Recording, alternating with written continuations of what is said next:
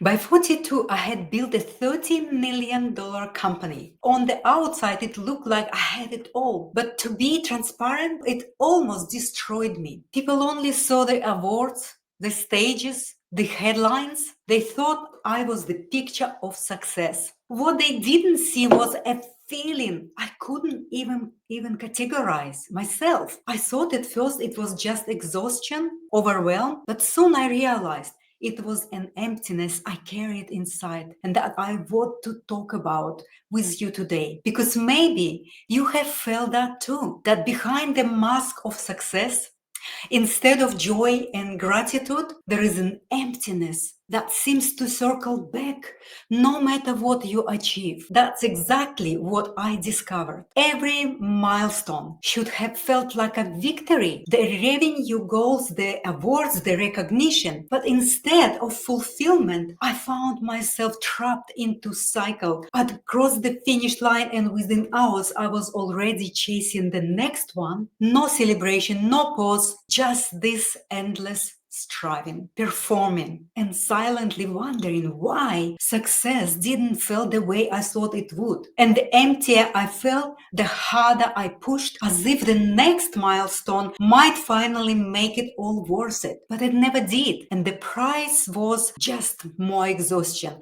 It was the way I felt disconnected from the people closest to me. I was there in the meeting, at the dinners, even at home, but I wasn't really there. My body was tense, my mind was racing, and the people I loved got only fragments of me. That's the part nobody saw. While everyone else celebrated my wins, I was secretly carrying a loss inside myself. And it went on like that until I couldn't ignore it anymore. I had to ask myself, what's the point of all this success if it cost me that? That was the realization that stopped me in my tracks. I started to see that no milestone, no award, no recognition was ever going to fill the emptiness I felt inside. Because when your success is built on performance and proving yourself, it never feels enough. And once I admitted that, everything started to shift. I stopped chasing and I started listening to my body, to my emotions, to my feeling, to my spirit, to the parts of me I had silenced for years. I started to see success differently,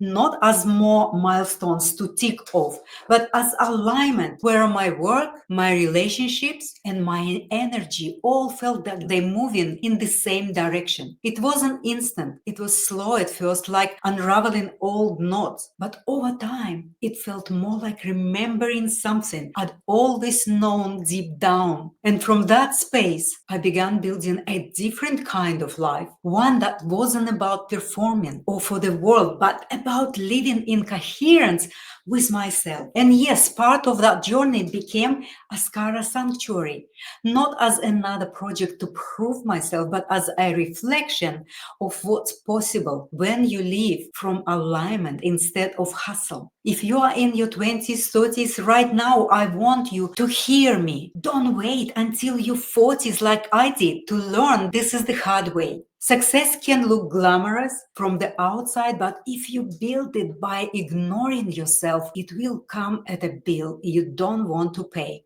Please don't sacrifice your body for your goals.